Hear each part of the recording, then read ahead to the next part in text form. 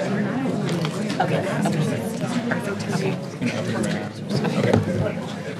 right. Good evening.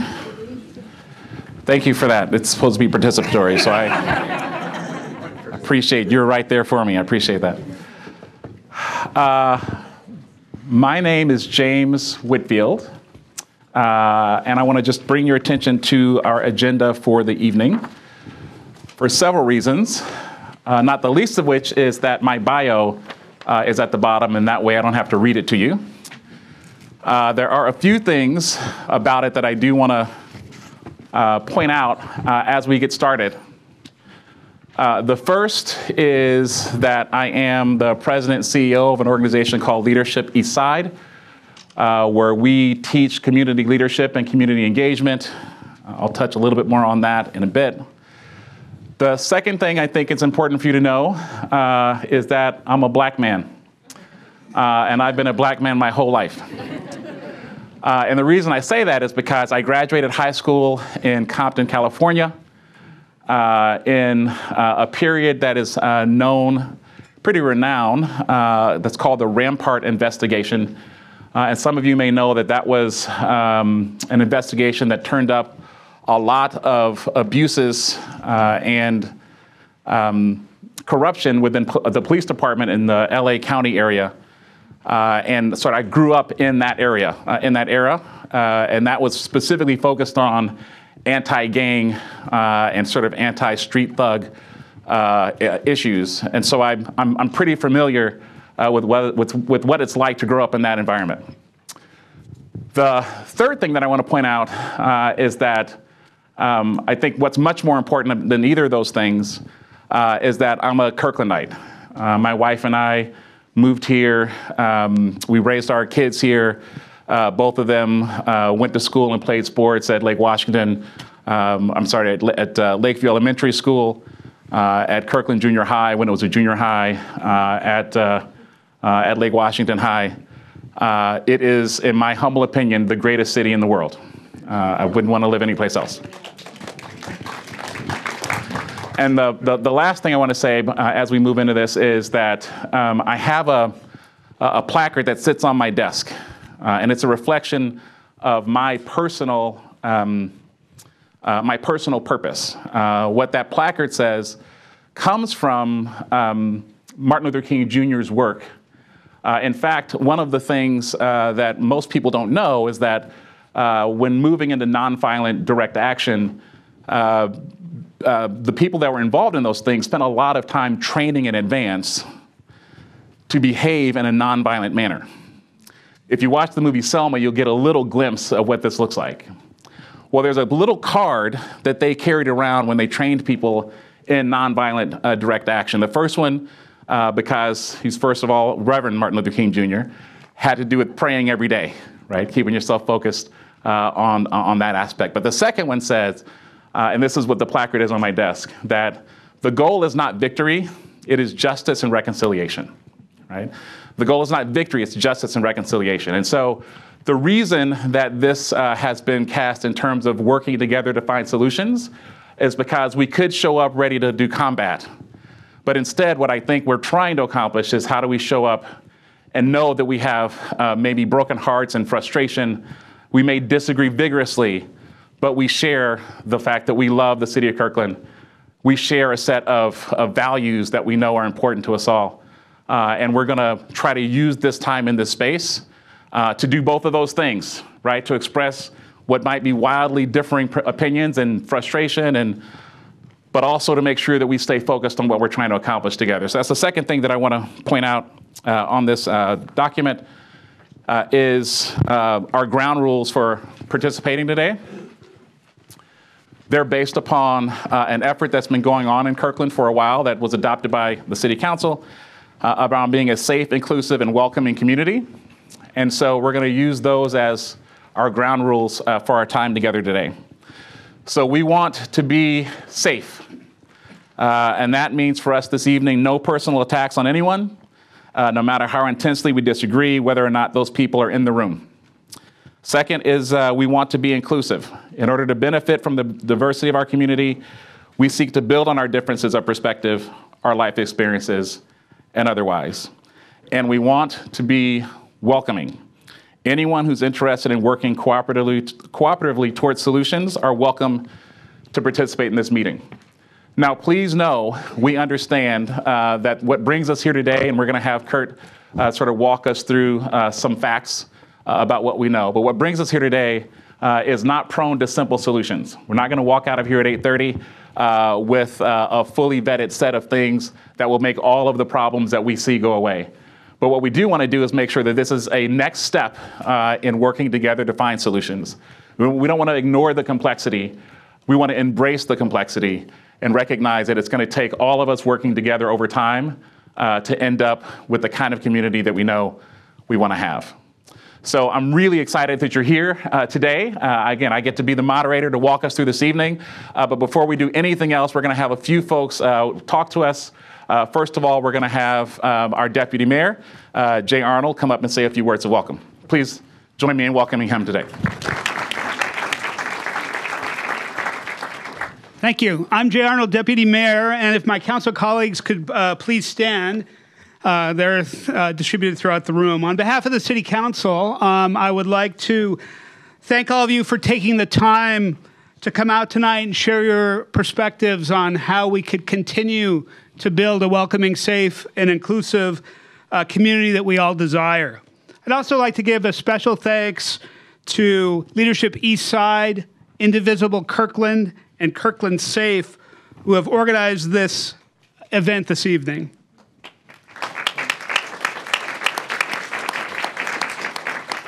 Finally, I would like to thank James Whitfield, CEO of Leadership Eastside, and Debbie Lacey, the co-founder of the Eastside Refugee and Immigrant Coalition, for their role in facilitating tonight's conversation. John F. Kennedy once said that leadership and learning are indispensable to each other. Tonight, members of the City Council and City staff are here to listen and learn.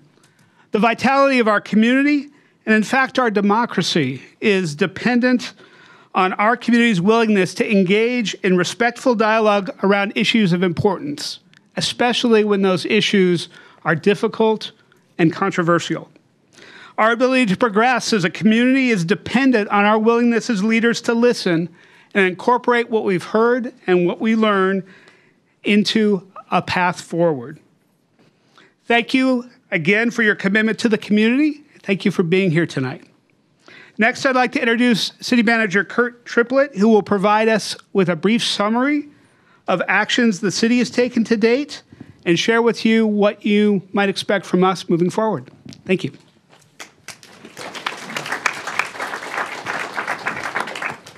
Thank you, Deputy Mayor, and thank you, Mr. Whitfield and Debbie, for being here tonight. And I'd like to thank all of you as well. So rather than give a lot of detail, what I'd like to make sure each of you know is that somewhere on your chair, there should be this white sheet of paper. And if you need extra copies, we have staff that can make them available to you.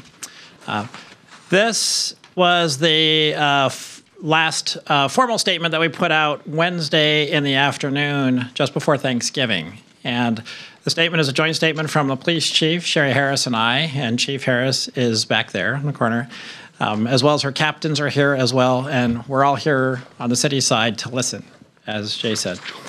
I won't go through all of it, but what I wanted to emphasize was a couple of key points. I definitely encourage you all to read it, and if you have questions for us at the end, we would welcome them. The key point that I want to make is that we have really tried to act from the very beginning, to take this very seriously and move to action. We have not yet completed our final investigation, and we don't have a final report. We hope to have that in the next couple weeks, and as soon as we do, we're going to make that very public and very available to everybody. We want to be very transparent throughout this process. But in the meantime, we're taking action. We are evaluating all elements of what happened. We are looking very carefully at a whole category of calls that this fell into, which is called unwanted suspect and trespass calls. We've been working with our partners at NORCOM, Dispatch 911, to see whether or not there's improvements that can be made there. And the City Council has agreed with us to allow us to provide implicit bias training to our entire city workforce, because this could happen not just as it did, but it could happen at City Hall, it could happen in any one of our businesses, it could happen in one of our parks or community centers. So we like to empower all of our city employees to have the tools to be successful in a situation like this. The City Council has asked to join us in that training, so we're excited to have that. And I had an opportunity to meet with the business community yesterday because they're going to be a big part of this conversation as well. And they're also very interested in participating and learning. So we're going to be reaching out to anyone and everyone. The final piece of this is we're going to create a big community engagement process that starts tonight with this group. But we'll move on, and as soon as we have that ready, we'll be sharing it with everyone. So I encourage you to watch. We're going to post all of this on our website. So we're going to be sending out lots of information on social media and so forth. So please sign up for our information when you have a chance, and you'll be hearing a lot more from us. So what I'd like to do is sort of end my part of remarks with some comments I got permission from Councilmember Tom Nair, who read something that we on staff found pretty remarkably inspiring and emotional at the end of the Tuesday council meeting where we first had our first big conversation about this. So I'm just going to read that as my way of signing off and welcoming you. And with his permission, this is what Councilmember Nair said. While I would have preferred that this Menchie's incident never happened, it could not have happened in a better city. We are led by and served by people of character and supported by a clear set of values. When the dust settles, I'm confident that we as a community will be stronger, fairer, more self-aware, and more inclusive. And, if possible, even a better place to visit, work, play, and live. So we so appreciated that vision, and the first step towards achieving that vision really starts here tonight. So thank you for hosting this, and thank you all for being here and participating. Welcome. All right. So I should also point out several other organizations that have been involved. We already mentioned KirklandSafe and Indivisible. They're an Eastside Refugee and Immigrant Coalition. Debbie Lacey is going to be joining me up here in a moment. We also have people from the Lake Washington School District at the school board level and other. We have folks here from Kirkland Interfaith Network in NORCOM and Northwest University. And I'm sure lots of other organizations are also represented here in the room. All right, so back to our agenda. I want to make sure that people know that this is being, I think, live broadcast as well as recorded. And then media is in the room. So just know that that is true about our space here today. You'll see on the agenda that we're going to next move to a check-in question to just sort of level set us as we move forward. And then we're going to do a little bit of perspectives. But most of the time this evening is going to be spent with you having an opportunity to talk to one another and for us to facilitate that dialogue. And then we will move to some wrap up and next steps. As we move forward, what I'd like to do is draw our attention to the last thing on this document, which is a set of definitions. So the intention behind these is not to say that these are the only definitions for these words and terms. In fact, it's to acknowledge that there are, in fact, many, many definitions for these terms. And we want to just sort of make sure that we have a way of having a default understanding of what we're talking about when we're saying it today. Right? So again, this is not to say if you have a different definition, it's wrong or bad, so much as giving us all some common language to use. And if what you have to say is inconsistent with this, just help us understand what is different about what you're saying as opposed to the default definition that we're using. Okay? So here are some definitions. Implicit bias or implicit stereotype, the unconscious attribution of particular qualities to a member of a certain social group. Implicit stereotypes are influenced by experience and are based on learned associations between various qualities and social categories, including, but not limited to, race, gender, sexual orientation, religion, or political or other affiliations. Right? Bigotry, in our definition, is being obstinately or intolerantly devoted to one's own opinions and prejudices, especially treating with hatred and intolerance members of a social category. Structural racism, the interplay of policies, practices, and programs of differing institutions, which leads to adverse outcomes and conditions for communities of color compared to white communities, occurs within the context of racialized historical and cultural conditions. And then last but not least, transgenerational trauma that is transferred from the first generation of trauma survivors to the second and further generations of offspring of the survivors via complex post-traumatic stress disorder mechanisms and family and social systems. Again, just a way to make sure that we're on the same page as we are communicating with one another. So here's what I would ask you to do. I want to make sure everybody gets a chance to have a conversation about this. I'm going to ask you to turn to a neighbor, right, and have this conversation. When you reflect on the incident that's brought us here today, and for the purpose of this conversation, when you reflect on whatever you know about it at this moment, when you reflect on the incident at Menchie's and what has followed, what is something that you think Kirkland has lost or gained as a result? So when you reflect on the incident at Menchie's and what has followed, what is something you think Kirkland has lost or gained as a result? If you don't know the person next to you, introduce yourself. We're going to have this conversation in a safe, inclusive, and welcoming manner. I'm going to give you about 5 minutes, so roughly 2.5 minutes each, to just share your thoughts. And if something from this helps spur a suggestion or a question or a comment, feel free to write that down on the 3x5 card. Again, we'll make sure that we're collecting those to make sure that they're a part of our conversation moving forward. Okay? I'll help keep track of time. Go for it. Lost our innocence, and we've gained an opportunity. That's true. I think we also have lost some level of assurance that we were on track. Yeah, to me, that's our innocence. Yeah. And I think what we have gained besides the opportunity is,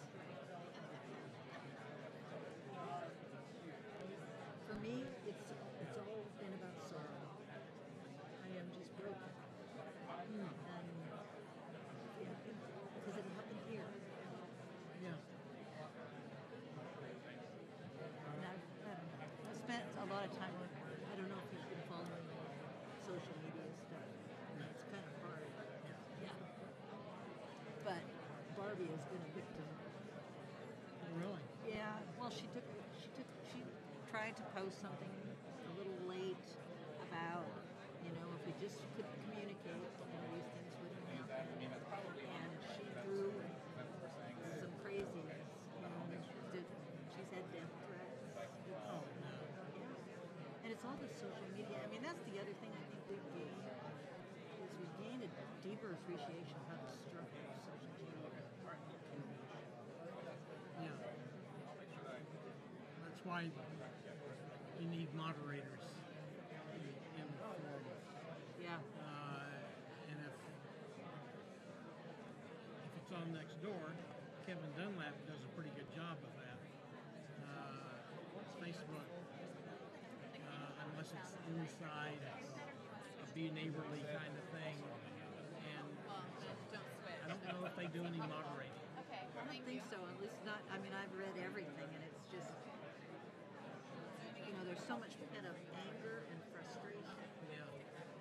And to get responses from Indiana, there's just it's out of control. Yeah. And it flavors the narrative, because I think the narrative really and truly is this way. All right. You're about halfway there. You got 2.5 minutes. Yeah, this is a huge step.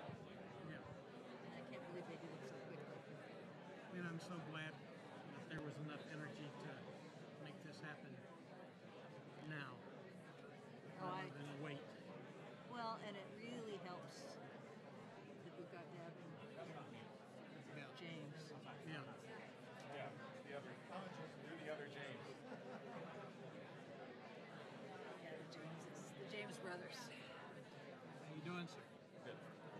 Thank you. Really. Doing great.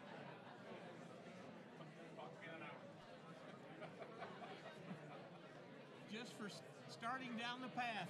Doing great.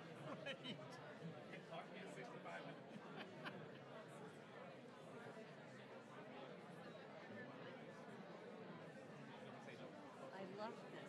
Look at them. I love this. Yeah. Nobody's thrown anything yet. That's good. Well, you know, we left it wide open. We invited Danny Westmead, we invited Bradley, we invited Good. Cruz.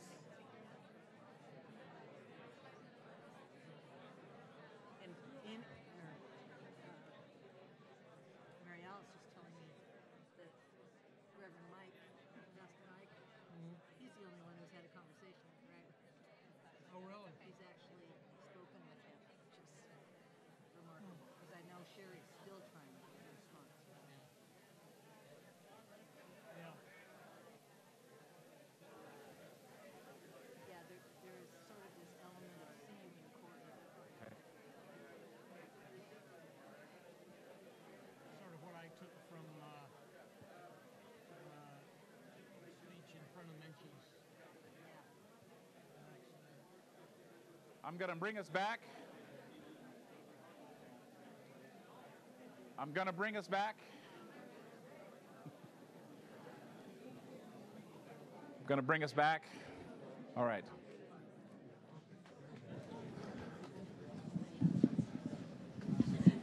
Before we move on, I would love to capture 3 observations. So do we have 3 volunteers who would like to share either what they heard or what they said in response to that question? What is something that Kirkland, I'll take it. Kirkland has lost. Thank you very much, Jan. Jan is very helpful. Jan is super helpful. I'm gonna do the Donahue thing. So the Northwest University students have no idea what that means, but that's okay. Okay, let me hold it. Can you stand up and say your name? Hi, my name's France, and I have lived in Kirkland since 4th grade. I am now 71. I was gone for a big period in my early adulthood, but I have to say, I think a whole lot of folks in Kirkland still think this is the all-white community it was when I was 12 years old. I think there's been a shift and a lag in people's perception about how diverse our community is. Great. Okay. Thank you. We have 2 more. So something that lost or gained. You do me a favor and stand up? I can. Thanks. Excuse me.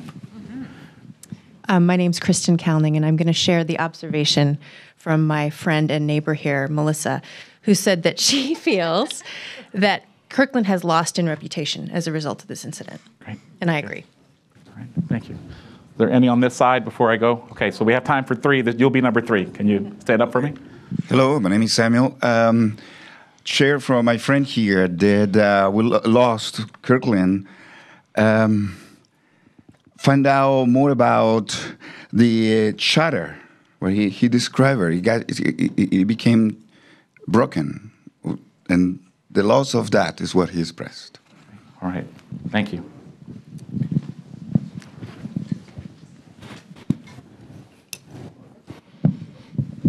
All right.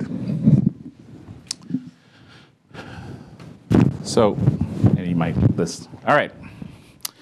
So, we're going to get an opportunity to hear and respond to a few more statements. And the way we're going to do that is we have collected those 3x5 cards. Again, continue to fill them out throughout the time together. And Debbie has reviewed them, and some of them were in question form, some of them were in statement form. She's sort of made them all generally statements because what we want is to say a statement, and we want you to give us a sense, if you're willing, of how consistent that statement is with where you are.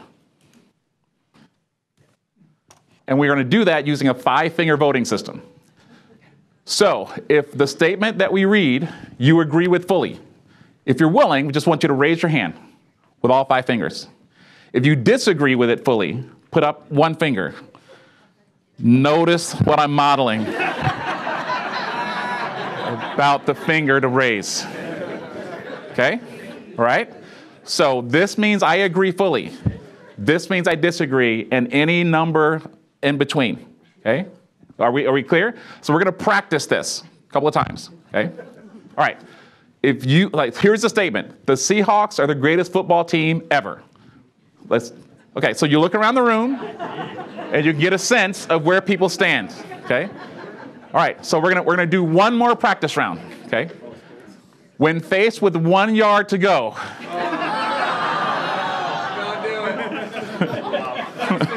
Too soon? Too soon? All right. So are we clear on what we're doing here? All right. We got the process down. Okay. All right. So here we go. Debbie, you wanna get us started? Yes. How many fingers will you put up? I'm interested in how we recognize implicit bias in ourselves and what to do about it. If you're willing to raise your hand, do so, and sort of take a look around and see your community. Okay. Yeah, please do. Yes, I'm interested in how we recognize implicit bias in ourselves and what we do about it. Okay, all right. Yeah, that was the same one, just to repeat. But good suggestion, thank you. I'll do that from now on. Next one is, I am more concerned about the number of people who jump to the conclusion that the girls, store owner, police are racist than I am about Mr. Ragland being asked to leave. Again, I am more concerned about the number of people who jump to the conclusion that the girls, store owner, police are racist than I am about Mr. Ragland being asked to leave. Okay.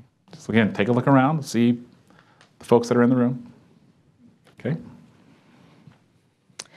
I live in fear of KPD, Kirkland Police Department. I live in fear of KPD.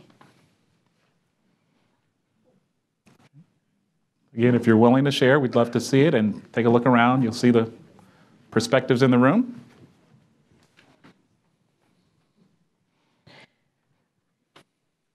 Can we get our schools to better prepare our young people to be positive participants in our pluralistic society? Can we get our schools to be better prepared, for our young people to be better prepared to be positive participants in our pluralistic society?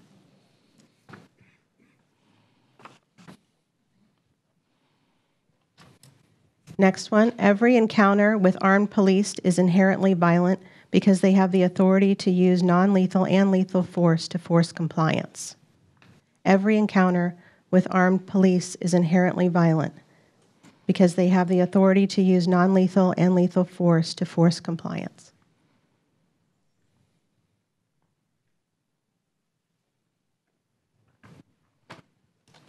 I'm interested in if Kirkland has an independent, civilian-run police accountability board with the authority to conduct independent investigations, issue recommendations, and discipline misconduct as appropriate.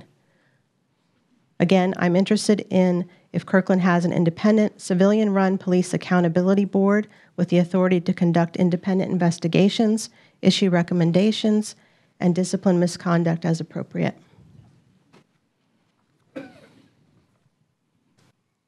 Next one. I'm interested in specific training given so that the police reaction is not a racial bias reaction, but a teachable moment to instill respect for others. Again, I'm interested in specific training given so that the police reaction is not a racial bias reaction, but a teachable moment to instill respect for others.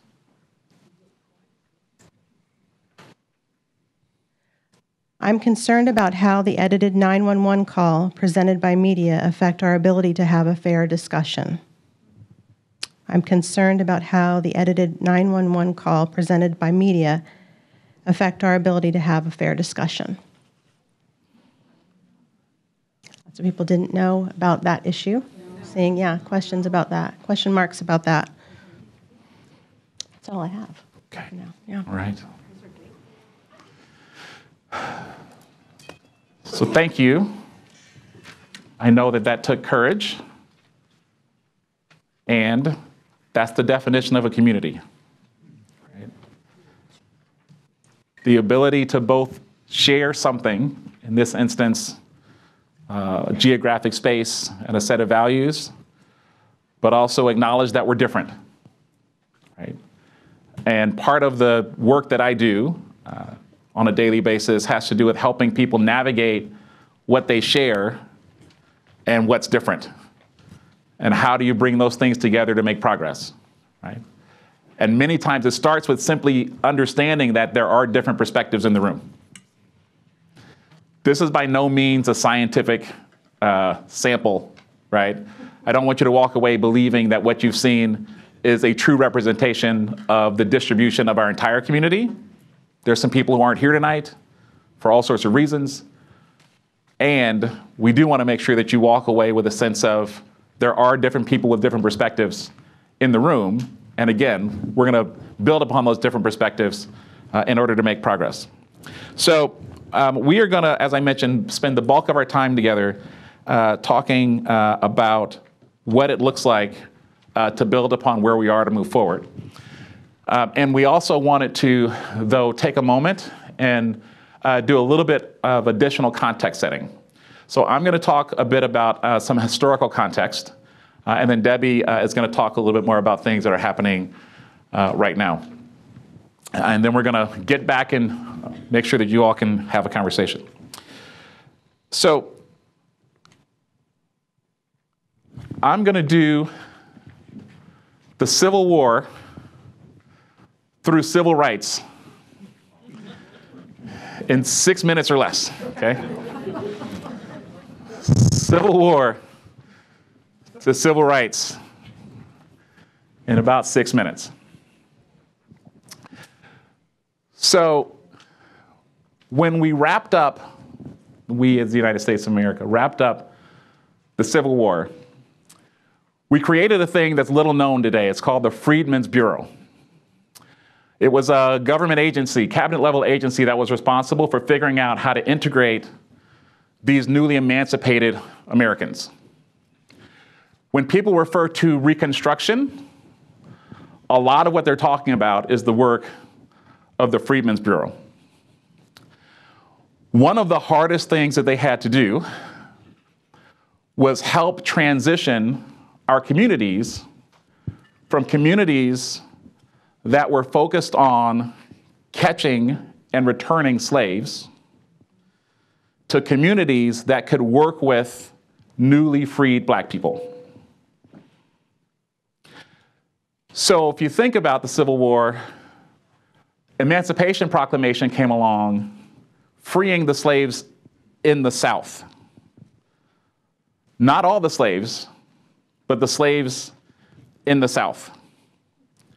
And so slaves in the South, as you can imagine, ran away trying to get to the North, right?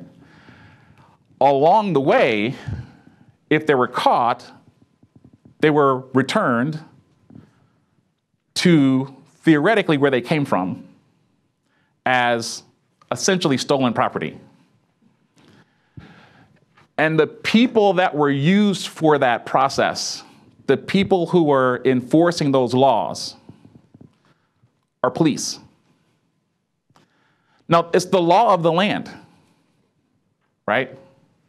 The law of the land in the South was chattel slavery. So to break the law, to run away, is a crime. In the North, we were having some similar issues because it turns out that if you were caught in the North, depending on where you were, you could still be returned, right, for the same reasons. So once the war is over, Juneteenth comes along, right, which is the time when finally sort of the last bastion of slaves understood that they were free. It became critical for the Freedmen's Bureau to help communities understand how to make this shift. So we passed a couple of amendments, right? Eliminating slavery, chattel slavery. The Freedmen's Bureau sort of wrapped up its first round of work. And right about the same time came a set of laws that we call Jim Crow laws. Jim Crow laws simply made being Black harder or illegal in some times and places, right? So we've heard of many of these Jim Crow laws. The fact that black people couldn't ride in the front of the bus, it's probably the most famous. The idea of not being able to sit at a lunch counter, right? Attend certain establishments, the whites only and blacks only water fountain pictures that we've seen. Like, we're familiar with some of those laws. What we may not be familiar with is how ubiquitous those things were and how widespread they were. For instance, sunshine laws, right? Sundown laws, meaning if you're black in this town after sundown, you have to leave, right? It's important to know that these were laws on the books. If you're breaking the law, the police were used, right, in order to enforce that law. Okay. Fast forward, we're sort of moving through, and Washington State, the Oregon Territory wants to become a state. It actually decides it's going to become two. They have to deal with the slave problem because you can't, you couldn't become a state, right, and allow for slavery. And there was still slavery happening around the world, right, and in other places. So here is what the Oregon Territory decided in order to appeal to become a state or two states.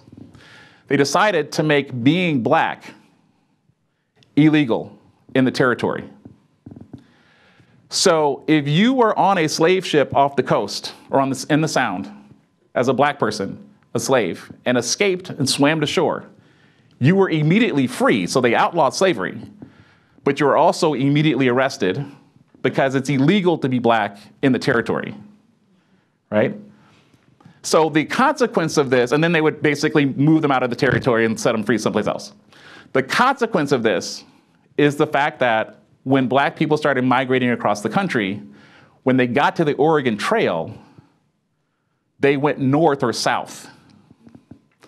So one of the reasons that there's so few black people in Oregon and Washington, and I'm sure you've asked yourself that question, why are there so few black people in Oregon and Washington compared to other places, is a vestige of this law. Right? When everybody else was migrating, like you'd get here and you go, you know, I think Canada makes more sense, right? Right? Or south to California, okay? Now, as we move forward, right, through civil rights, and we start to question some of these laws, the thing that you have all seen on TV happened a lot, which is you had civil rights marchers and workers attempting to change things by demonstrating what it would look like for them to, say, sit in those counters or go into those stores or drink out of those water fountains. And the police were used to enforce the law. Right? One of the ways that those Jim Crow laws were communicated in Washington State was a sign that read, "Colored patronage not solicited." Do you know what the other way to say that phrase is? It's, "We reserve the right to refuse service to anyone." Those signs were interchangeable. Now, with the Civil Rights Act, it became illegal not to serve someone who went to a public establishment, to not serve them because they're black. Right? And now the police are used, right, to communicate that fact to store owners. Right? The point I want to make is that the police are used to enforce the laws that the society makes. When police don't enforce those laws, you end up with a Rampart situation where police go to jail or they're fired if they break the law, or if they just don't do their job, right? So part of why I want to walk through the Civil Water Civil Rights is to remind us that there is individual potential bigotry and or bias that we may see on a daily basis.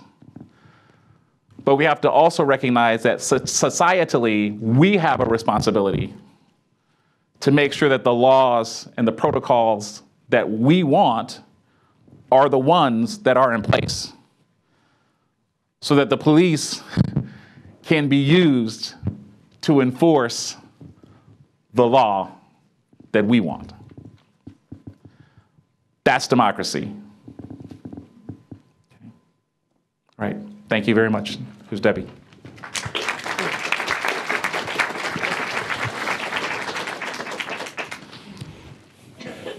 How's everybody doing? Still here? I'm still here too. So I am a Kirkland resident as well, and I am the co-founder and executive director of the Eastside Refugee and Immigrant Coalition. I am half Mexican. I grew up in the Midwest in predominantly white communities, and I know what it means to be brown living in a predominantly white community like we have here in Kirkland. It's changing, yes. Thank you. Earlier comment about our changing demographics. It's true. But Black people in particular make up only about 2% of our community here. Imagine that experience if you haven't had it. A lot of us in this room can look around and wonder, where are all the brown and Black people? There's some here. But we have a trust issue. We have a lot of issues that can prevent people from engaging, coming, feeling safe to do so, right? A lot of the comments that, I shared some of them earlier when we were doing the voting, and I wanted to give you a little bit more information about just first glance through the comments. A great number of them, in fact, I would think the majority of them, had to do with police procedures and oversight. A lot of them had to do with this notion that I just said. When you have marginalized communities who are in such the minority, what are we doing to engage them? What steps are being taken to make sure that their voices are heard and part of what needs to be witnessed? And then more generally, what is Kirkland doing to proactively be a more welcoming city for people of color in particular? And I thought this question was particularly poignant. Can we do another Fivefinger on this one? I'm interested in how we bridge the divide between those who don't think racial prejudice exists and those who experience it every day. I'm interested in how we bridge the divide between those who don't think racial prejudice exists and those who experience it every day. So part of my work is about bridging and extending the invitation for people to come together and do just what we're doing tonight. We are going to get to solutions in just a moment, because I know a lot of people want that. People want answers, people want solutions, people are justified in asking for those things. And you showed up today. Every one of you made a choice to come and be present with your neighbors, with the city, with the police department, with each other. And when we talk about a welcoming community, I think that's where it starts, is people showing up, being in a space together. Incidents like the one that happened flare things up online all the time. Thousands of people will type in something online, but only a fraction of people will show up in person to sit with neighbors, sit with people who possibly disagree with them, and to try to bridge that divide. And from wherever you stand on this issue today, you all made that choice. You showed up. So I am not an employee of the City of Kirkland, but I've had the privilege of being contracted with to offer what I can and what my coalition can do to help bridge some of the differences. And one of the things that we use is something called the Welcoming Standard. And I wish I could take credit for creating it, but I can't. It was created by an organization, a nonpartisan, nonprofit organization called Welcoming America. In 2009, that organization formed, and in 2016, they formed something called the Welcoming Standard. There's actually a blueprint. We don't have to do this alone. We don't have to reinvent the wheel. There are communities that have made great strides in bridging some of the differences and the divides, and yes, even the hatred that we also experience here. And so we can learn from that. We can take those best practices. There's 7 components to that standard. I'm not going to share them all today, but I do want to let you know that my coalition is a member of Welcoming America, as is the City of Kirkland and the City of Bellevue. And what that means is more, we can talk about safe, inclusive, and welcoming, and yes, those are words on a paper. And I've had some people say to me, fellow people of color, that say, that's just talk. Anybody can put those words on a paper and pass a resolution at a council meeting.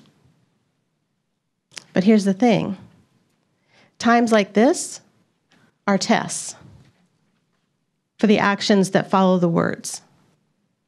They are tests to see if there's intent behind the words that matches and is aligned with what those words mean.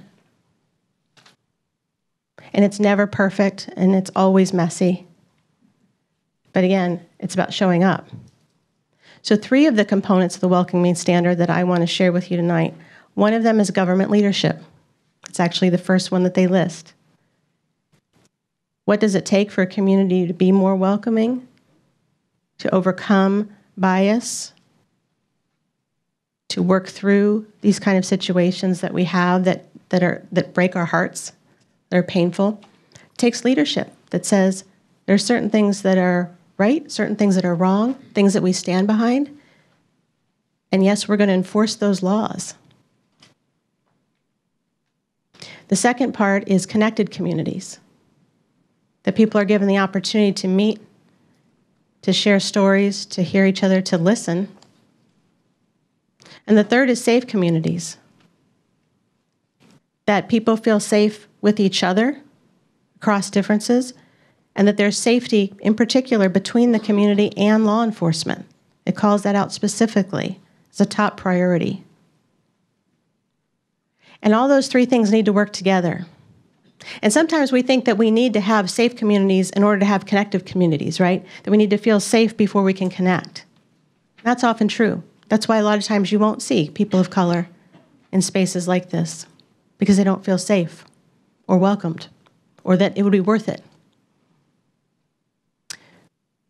But I, for one, have learned that oftentimes I have to take a risk and I have to connect before I feel safe. And that's super scary. But part of me being here tonight is about that. Can't say that I felt 100% safe coming here tonight. Anybody else feel that way? Not 100% safe? And yet you showed up. So sometimes we take that risk before we have the safety, right? So being safe, being connected, and having the leadership that fosters the opportunities and the invitation for us to show up when we choose to, that's the beginning. Storm's outside. Storm's inside. Thank you very much.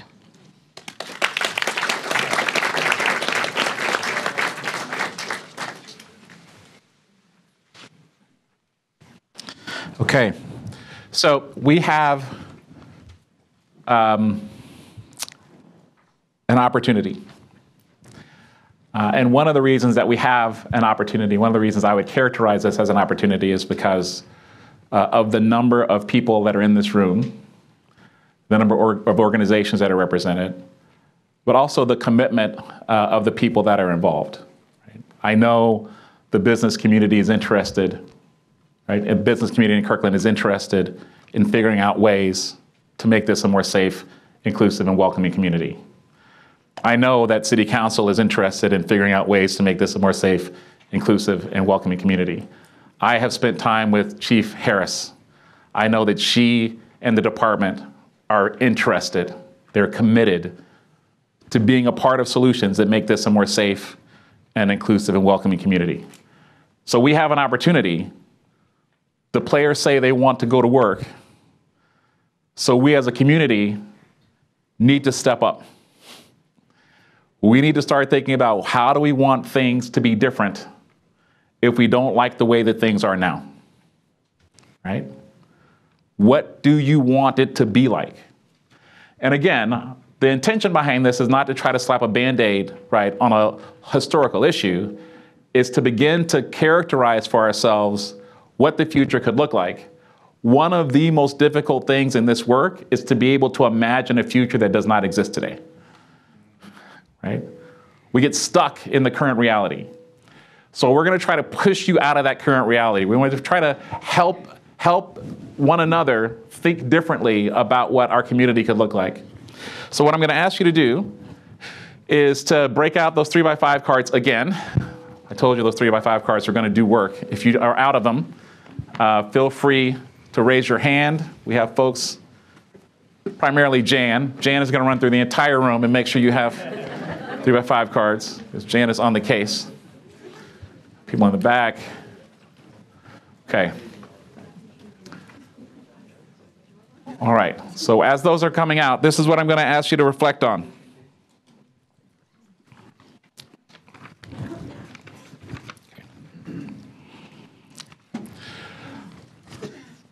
If you would like to level set around the facts as we understand them, the opening paragraph of the city statement has a review. Okay? This is what the city believes they know right now, and they understand that the full investigation is not done. What the question for you is that I'm asking you to reflect on is, how would you like things to work differently in the future? If handed a magic wand and you were able to get your way, how would you like things to work differently in the future? I don't want things to work differently in the future is an option. Okay? Like I want you to have the full range of opportunities here. But I want you to take a moment and think to yourself, how would you like things to work differently in the future? You can focus on any piece of this equation that you want. Think as broadly as you'd like or as narrowly as you'd like. I want to give you a couple of moments, about a minute, to just reflect on that question and jot down your answer on that 3x5 card. If you're willing to turn them in later, well, we'd love to have them, because we're going to use that again as a piece of the ongoing community engagement work. So how would you like things to be different, to go differently in the future? Just take a moment and jot that down. If you'd like to put your name, feel free, but you do not have to.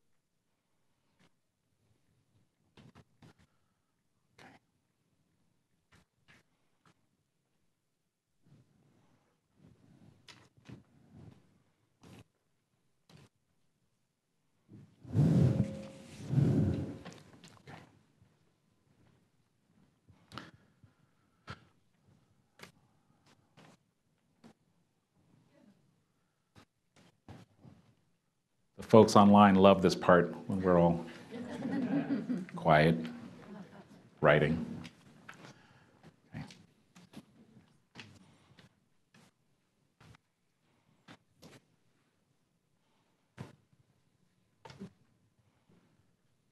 Okay. All right. If you're done, I want you to do what you did at the beginning, which is turn to your neighbor, if you can, the same one that you talked to at the beginning, and just share your thoughts, right? Again, I'll give you almost 10 minutes. So I want you to have a good conversation about what the future could look like if things happened the way that you would like to see them happen. Is that clear? All right, go for it. So turn to your neighbor.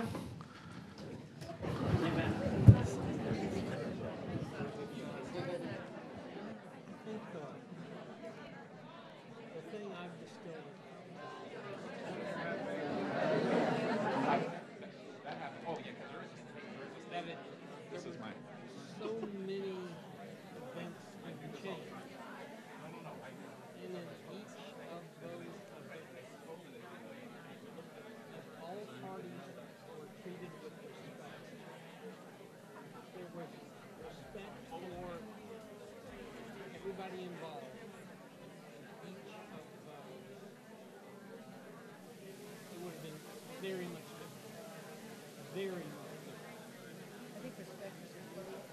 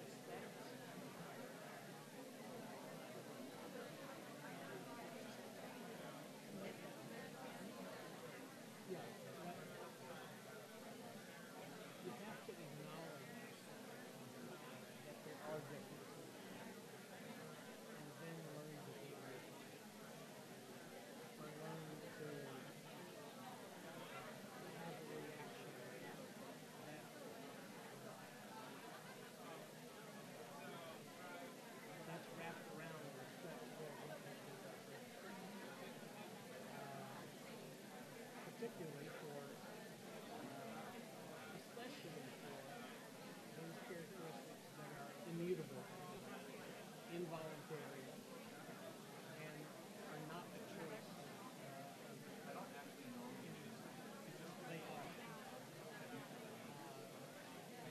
I have less tolerance for those aspects that are choices. But I still try. I did this to myself a couple of weeks ago. I went to a kind of sort of task force meeting. It was dark when we had a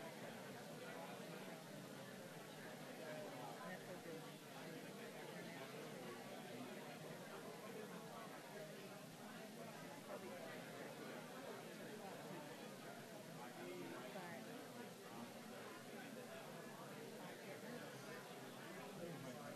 Not because anything has ever happened to me,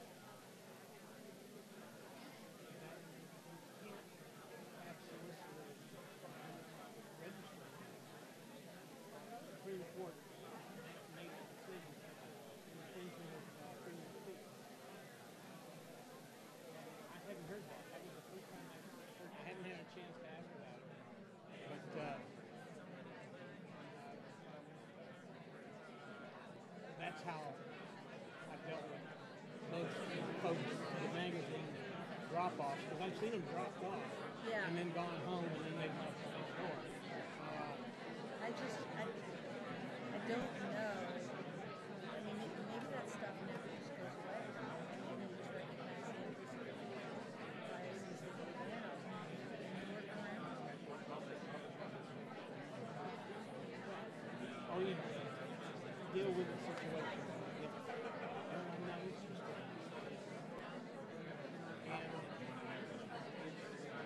And there's no history that they've done anything bad in the neighborhood, or that those are the folks that are out peaceful. Yeah, it would be a different situation now because there's so many things and all that kind of stuff. But it was sort of the racial. It's just like it's always going to be listed there. So how do you recognize that it was something? I think. So, like, on that list, like City Council, down below that. Hey, good job. Good job.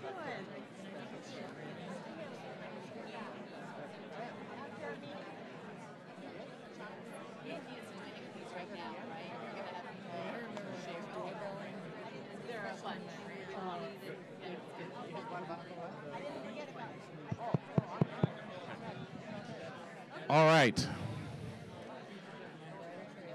I'm going to bring us back. I'm going to bring us back. All right. So here's what we're going to do. We have collected some of those 3x5 cards. All of the cards that you have written are going to be a part of the ongoing community engagement process, so we'll be building on what you say. So if you would like to turn those in, that's great. If you don't, we understand. We also, though, want to give you an opportunity to speak, maybe about what you think, right, you would like to have happen different. Now, there's a lot of us in this room, and there's a risk for several things happening when we do this. The most important of which, in my opinion, is to lose sight of we want to make sure that we're creating a space that's safe, inclusive, and welcoming. So I want to encourage you to remember that as we talk. Second risk is that in our passion, in our zeal, we go a little bit longer than maybe we intend. So I have a microphone and Debbie has a microphone, and we're going to hold on to the microphone. We're encouraging you to be concise, clear, and caring, okay? So we'll ask you to keep that in, like a couple of sentences, not too many commas and semicolons, right? Like a couple of sentences so that we can hear from several folks. The last risk is that when we have these conversations, we need to sort of go out of our way to make sure people know which side we're on. Do we agree or disagree? But we already have a protocol for that, which is our Fivefinger Voting, okay? So if you stand up, please know. If you call for the microphone, please know that at the end, we are going to invite people. And again, the fact that people disagree with you doesn't make you wrong. It's simply that you understand where people in this room are, okay? Because that's critical for our ability to build on those differences to move to the future. Does that make sense? All right, so raise your hand if you would like to share how you think things could be different in the future, right? What would you like to see happen in the future? And we have somebody in the back. If you're willing to state your name, that'd be helpful. Hello, I'm Kobe Chu, and something I noticed about this incident is that from the context of the call, the officers were probably already going into the situation, seeing it as a possible dangerous situation, and not necessarily that they shouldn't be prepared for any situation, but it may have been better to possibly examine it a little bit more before interacting, possibly just getting a feel for the place. Because from what I sort of took away from it is that it seemed in the situation that they sort of just immediately went over to the gentleman in question, and that might have resulted in a more negative outcome than it could have been if they had sort of just gotten a feel for the room, how things were going. Great. So You heard what he said. Five-finger voting. Fully agree. One finger disagree fully. Someone in the middle. Feel free to look around the room, get a sense. Okay, great, thank you. Another hand. Yes, I'm going to come down this aisle. Can you stand up? Is that okay? Thanks. Okay. Hello, my name is Regina, and I feel like empathy goes miles in situations like this, or just in general, but you know, if you really think about it from the other person's standpoint, without any judgment, it helps foster, you know, learning and growing from these kind of situations, because as someone who has dealt with racism in Kirkland since I was a kid, I know my truth is different than a lot of your truths. And if people listen to what I have to say about how I feel about the situation, not judging me, but just knowing that this is what I've dealt with growing up in Kirkland, it really helps make things move forward in a positive light instead of victim blaming and, you know, well, you should think and you should feel like this. Like, that's not going to help anything. Just listen to what I have to say from what I've experienced and try and move forward from there. All right, five-finger voting. Okay, looking around. All right, okay. Another, how about from this side, Debbie, or somebody? I'll be right back. Someone who hasn't spoken yet today. I will give you the mic and trust. Trust but verify, that's the... I'm Karina O'Malley. I think that whenever I've interacted with the Kirkland police, they've always said, call us all the time. Call 911. Don't even think about it. Call us in every circumstance. We want to help. But I think we as community members need to take responsibility, and we need some training. We need some help with decision trees about when do we need to call 911 and when do we not. All right, so five-finger voting. Okay, look around. This is your community. Folks in this room. Great. Did you have another? I do. Debbie? Hi. I probably have more experience with the police than most of you because I was an investigator in public defense for almost 28 years. I knew a prosecutor who was sent down to the South Precinct at the Seattle Police Department to work specifically with the police on helping with bias issues. So I'm speaking about your intentional bias workshop. It's a half an inch toward the solution. You have to work day in, month in, year in, because this particular prosecutor told me, I've been down in the South Precinct for 4 months, and there isn't a single officer that I've talked to who has changed his behavior. Great. All right. It's five-finger voting. Okay. All right. Looking around. Did I have another hand over here with someone? I've got one, James. Okay, go ahead, and I'll come back here. My name is Spencer Perry. I've lived here for about 20 years. I just had to share a story with KPD. I was at work. Guy said he was going to kill me. I had to leave my house with my family. KPD came, took the interview. Long story short, the guy got arrested and was dealt with. KPD was very respectful, and I mean, I love those guys. You know, I'm scared when my kid drives home at night and all that kind of stuff, but that's a different story. And Officer Thule, I think it was his name, or Thune? Yeah, the guy, he's like Batman. He's the greatest. He's amazing. So you guys might, you know, different situation, but the most professional police encounter I ever had in my life. So I'm going to interrupt and say, what would you like to see happen in the future? So are you saying... I just want to see Officer Thune all the time. That's all right. That's it. Okay, we're not going to five-finger vote on Officer Thune, so thank you. All right. All right, we have some more. You had a hand, and then we'll go here. So... My name is Maury Edwards. I've been on the east side since about 85, I guess. And if I had my magic wand, if there was something that I could do to change what happened at Menchie's, it would be that after all the things that happened, Mr. Ragland cooperated with the police. Why did Mr. Ragland cooperate with the police? Because Mr. Ragland could be murdered by those police. So what I would change would be to have us as a group, as a society, as Americans, we would be more accepting of all of our citizens and not make certain kinds of people disposable. Okay? Right. Fivefinger Voting.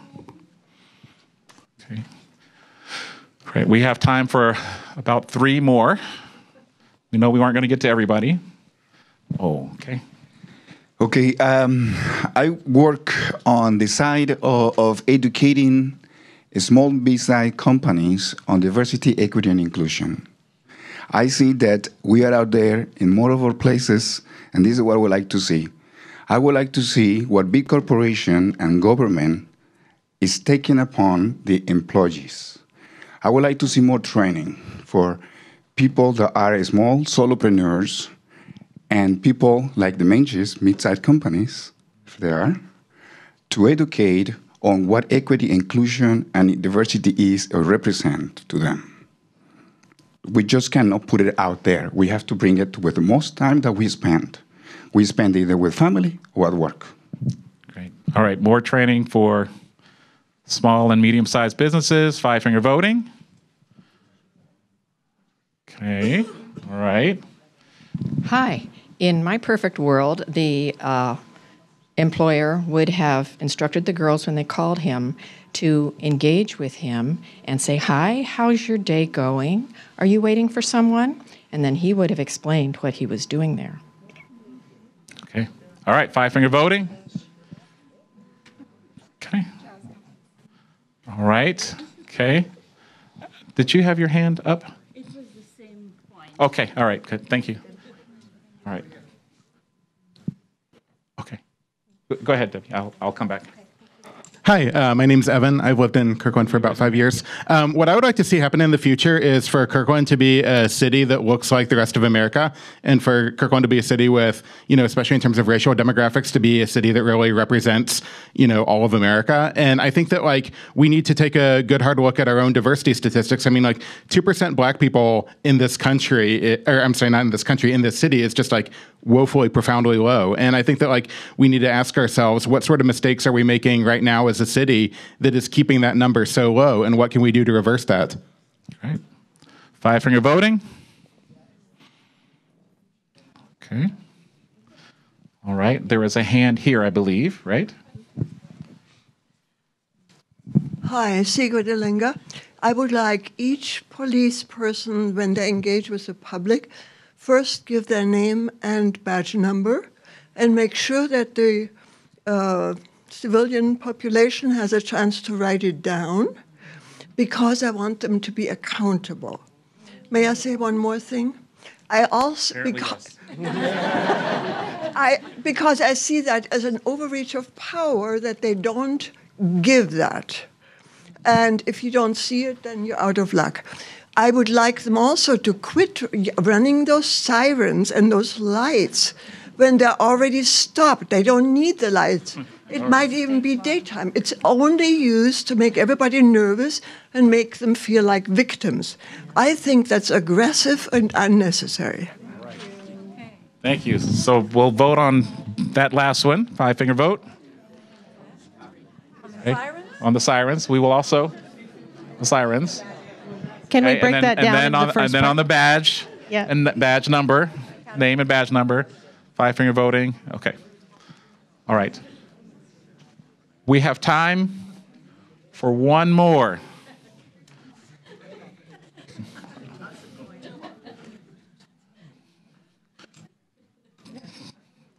Going all the way in the corner. We will have 2 more. You'll be our last word, okay? All right. All right, thank you. My name is Nellie Fishburne. I work with Imagine Housing in an affordable housing building in Kirkland. And I would like to echo what was said about having more trainings on diversity and implicit bias. I would also love to see that being available to everyone and not just through employers, but if we could have public trainings that people could go to, maybe community centers, libraries, or if residential areas wanted to request having one, I think that would be wonderful. Fivefinger voting. Okay. All right. Our last word. My name is Inga Tyson, and I'm echoing what she is going to say, but I've lived in Kirkland since 1962, but I grew up in Chicago. I've lived in Seattle since 1955. It happened that when my son was in kindergarten, he asked me to write a note to have a little boy named Gilbert come home to play after school. And this went through channels. The mom called me up and said, "Why are you inviting me?" He was the only black child in the school. My son didn't bother telling me that. That same little boy was in 4th grade at Juanita Elementary School. And one day the school called me up, a parent called me up and said, "You should be so proud." And I said, "Why? What do you mean? I haven't read the news." And I said, "I haven't had the radio on." And she said, "Because of what your son did today." And I said, "Well, what did he do?" And Juanita Elementary School was the first area that had 2 Samoan families move in. They were the only people of color at Juanita Elementary School. And all day, at recess that day, the white children pushed the Samoan kids away from lining up at the slide. My son, who was very shy, every time he got in line, he pulled one of those kids and let him have a turn.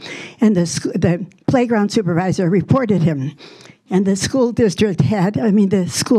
had a special teacher support meeting that night to change how they were going to bring that to their attention. So my thing I would like to see is our neighbors, you and me, we all need to deal with our own issues of how do we teach our children? How do we handle ourselves at the grocery store? And there should be, every kind of group should be invited, PTAs, senior centers. And then people should be urged, even on a door-to-door way or in our utility bills. In every way, we need to address our own behavior, not expect other people to do it for us. We need to do it ourselves. All right. That was two-hand voting. Two-hand voting. Okay. All right.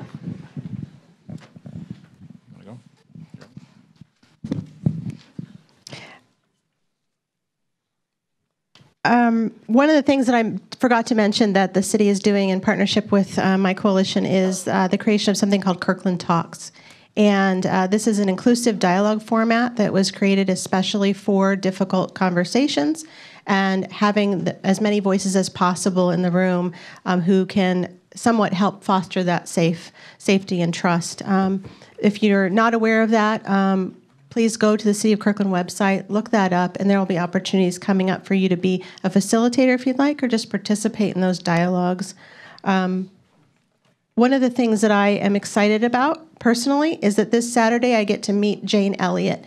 Jane Elliott is coming to Seattle. I'm going to see her do a talk.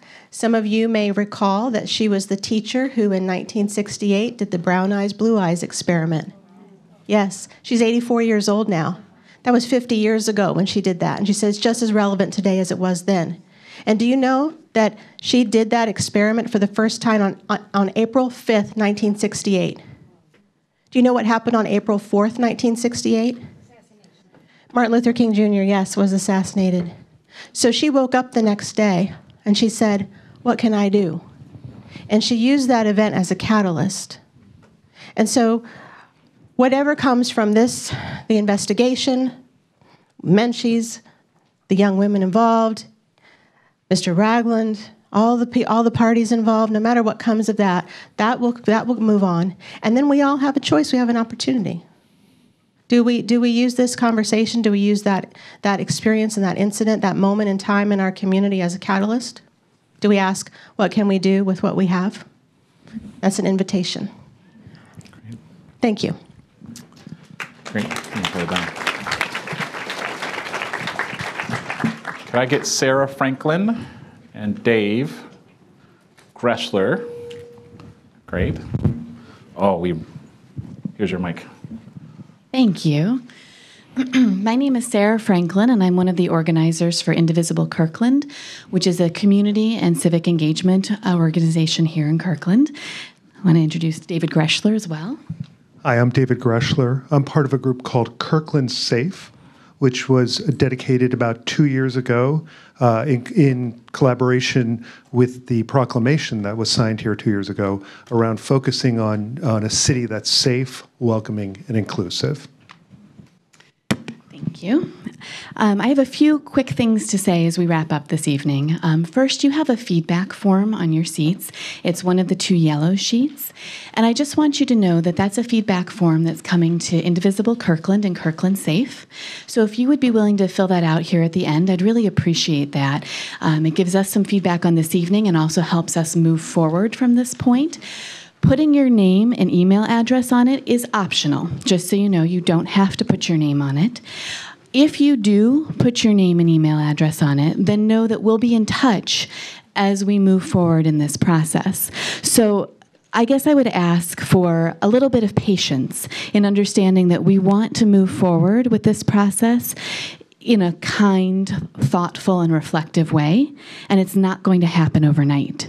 So if you put your name and email down, know that we will be in touch. We will definitely be in touch.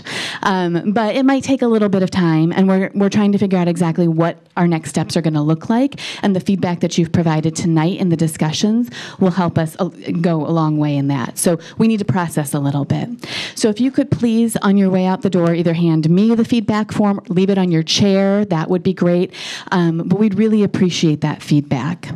Also, we have a little note about the video recording from tonight that I think Heather's going to talk about here. Hi, everyone. My name is Heather McKnight. I'm with Indivisible Kirkland as well. A few people have asked where they can view the footage of tonight's presentation, and you can do that at kirklandwa.gov/on-demand. When you go there, you're going to see council meetings listed first. Then it will list special meetings, and you will go to Finding Solutions, and that will be the presentation from tonight. Thank you. So James is going to do a final wrap-up for us here in a moment. I wanted to mention that David and I will be putting our organization's email addresses up on the paper, up on the board here in a moment, so that if you will have questions, comments, anything for us after the fact, you'll have a way to reach our 2 organizations. And before I turn this back over to James, I just wanted to say a few thank yous. James and Debbie have done a fantastic job leading us through this challenging conversation tonight, and we are so appreciative that they were willing to give us their time and energy this evening. And if we could give them a round of applause.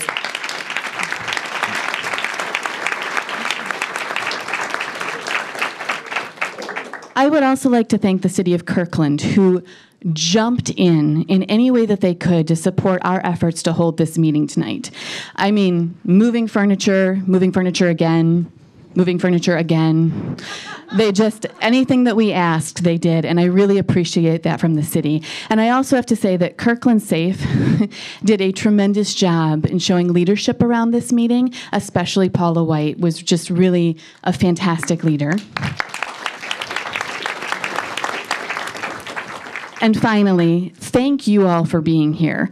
We decided to hold this meeting and we weren't totally sure what this would look like, and I just have to really say how much we appreciate the time that you've given us tonight and the honesty that you've given us tonight, and I think that's a good first step. And with that, I'm going to turn it back over to James. Thank you. Thanks. Okay.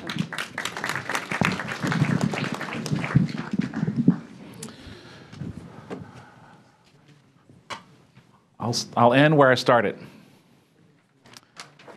I've been black my whole life.